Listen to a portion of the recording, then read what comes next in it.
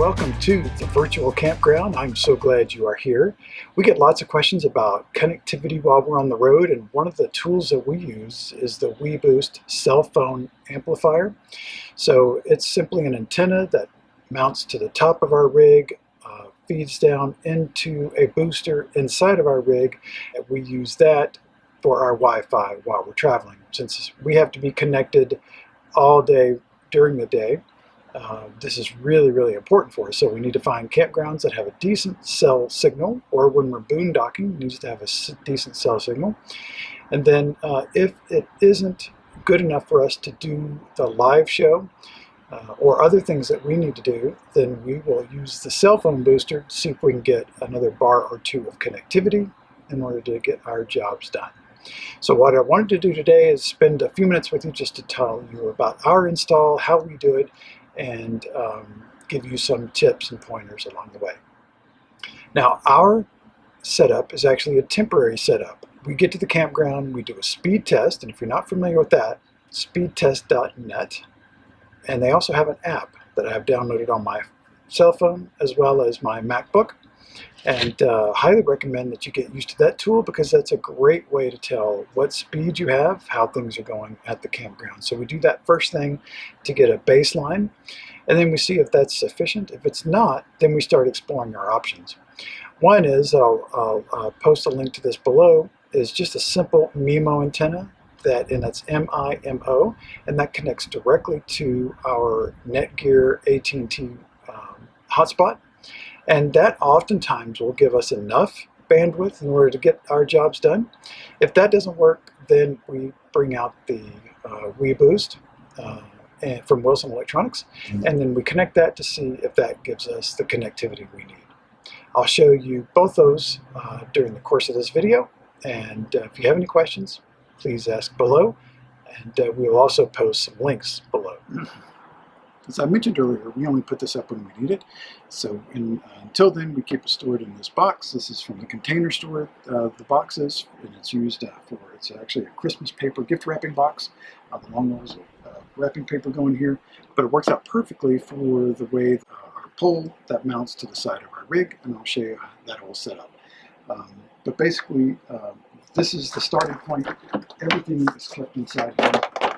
And basically what we did was we picked up sections of 2-foot PVC pipe from a local home hardware retailer, and in these connections. We'll put it all together, and I'll show you all that here shortly.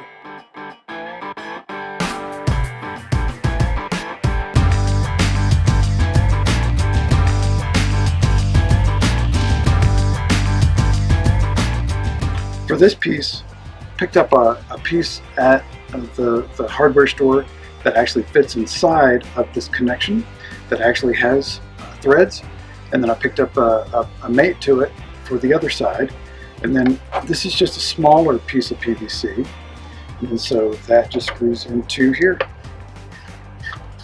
and it's the top of the antenna.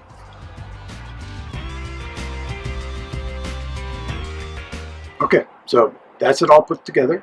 I'm going to go grab a couple of things. One is I'm going to grab a wet paper towel just to wipe off the suction cups and wipe off the side of the rig.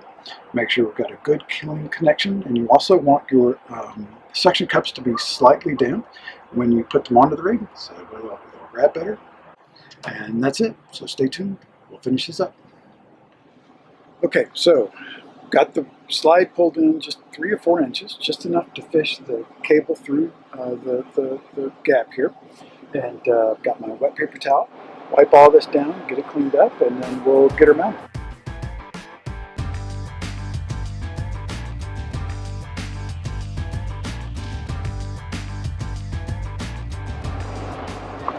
Okay, so once you get it cleaned up, then you want to make sure that your suction cups are unlocked. So this is in the locked position, and that's locked. So that's nice and loose, and then you're going to put them on like that, okay? So make sure both of them are unlocked. Make sure that your area is clean and that your suction cups are slightly damp.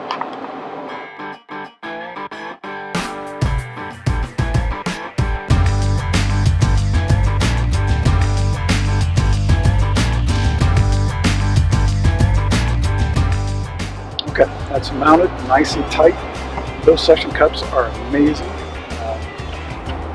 They really hold really well. So make sure you're all tightened up here.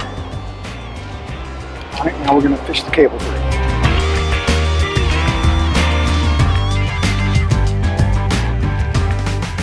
All right, once we make sure there's nothing that can get tangled up out here, we've got the cable through fairly 2 or 3 feet inside. I'm going to go inside, fish it all the way out, and then bring the slide back out.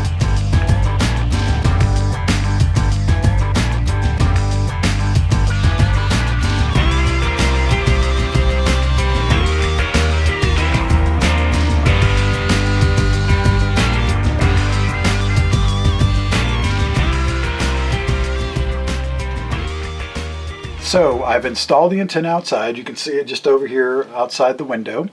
And I've spent some time doing a number of tests with speed test with the app that's on my MacBook. I've tested it with the WeBoost, of course, without the WeBoost, so I can get that comparison. I've tested it. Oh, by the way, I mentioned the MiMo antenna.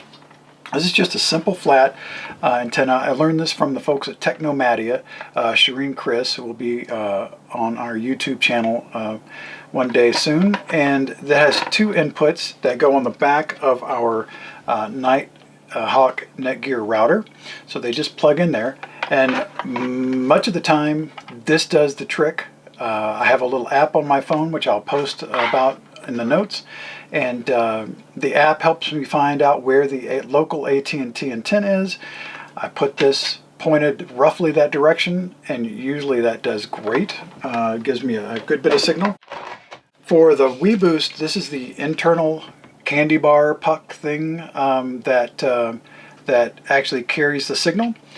So in this case, what worked out best, and I don't know, kids, you may not want to try this at home, but putting our Netgear router right on top of it, and then also, now this is crazy, hold on, and plugging in the MiMo antenna to the Netgear router. I know it's crazy. Don't try this without adult supervision, but that gave us really pretty screaming Wi-Fi through the cell service, relatively speaking. My last test was 87 megabits per second download and 17 upload. And 17 upload is plenty for us to do our YouTube show. So we are locked and loaded. Hopefully we'll maintain that speed for this Tuesday show. If you have any questions, post them in the comments. Be delighted to try to help you out. Thanks for tuning in. Have an awesome day.